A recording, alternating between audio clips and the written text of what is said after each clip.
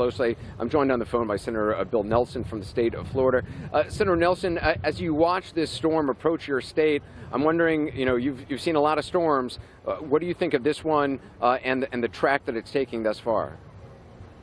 Well, we saw 48 hours ago that it was starting to shift west. So now, 48 hours later, it's not an East Coast storm, it's going to be a West Coast storm. And the fact that you're there in Fort Myers, the real threat, other than the Florida Keys, which is going to get it hit hard, and if it got to Cat 5 on the Florida Keys, that could give some structural damage to the 7-mile bridge. But that's a whole set of other problems. But coming up the West Coast, if it moves out into the Gulf and parallels the coast, that's the worst of all possible situations, because the counterclockwise rotation takes the water and runs it up the bays like Charlotte Harbor and Tampa Bay.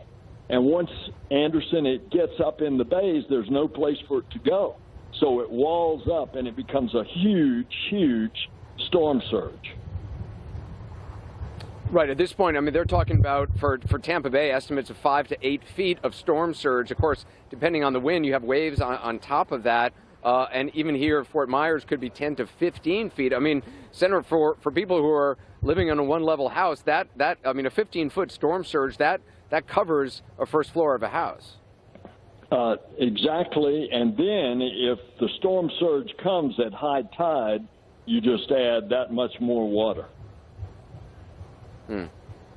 We've seen, I remember back in 2004 covering Hurricane Charlie, and I was talking to the mayor here in Fort Myers. Charlie was on the same track, essentially coming up this river. It had an adjustment of about 4 degrees, and of course hit Punta Gorda, which wasn't initially what people expected it to do. I remember, I think I was in Tampa for it, ended up driving to Punta Gorda. Even now, this storm could still move. Even slight changes in degrees make a huge, huge difference.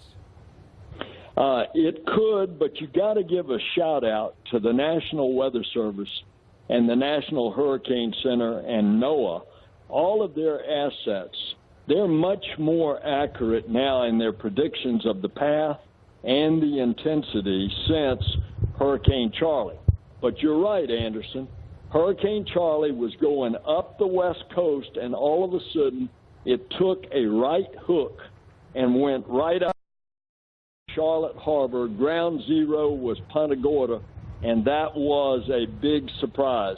There'd been a lot of people that had evacuated from Tampa to come down to stay in the Holiday Inn in Punta Gorda, and that ended up being ground zero.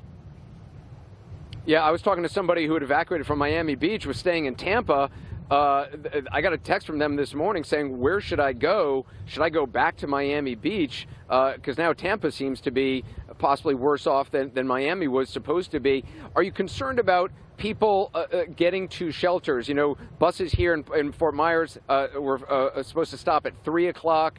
We've seen a long line outside the arena where our correspondent has been. It seems like everybody's going to be able to get into that arena, but it seems like there's a lot of people who decided to ride out the storm and then woke up this morning and realized, wait a minute, this storm has moved west. We're now directly in its sights. That's precisely what's happened. And you're not only getting to locations for shelters now. I saw it. I just came from Tampa from the Hillsborough County Emergency Operations Center. The traffic on Interstate 4 going east is significantly picked up. So that's exactly what people are doing, like your friend that you just mentioned. They had evacuated to the West Coast. Now they're moving off the West Coast back to the east.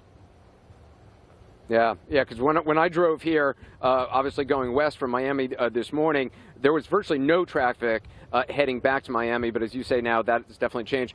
Senator, I appreciate talking to you. We'll talk to you, obviously, in the days ahead. Another short break.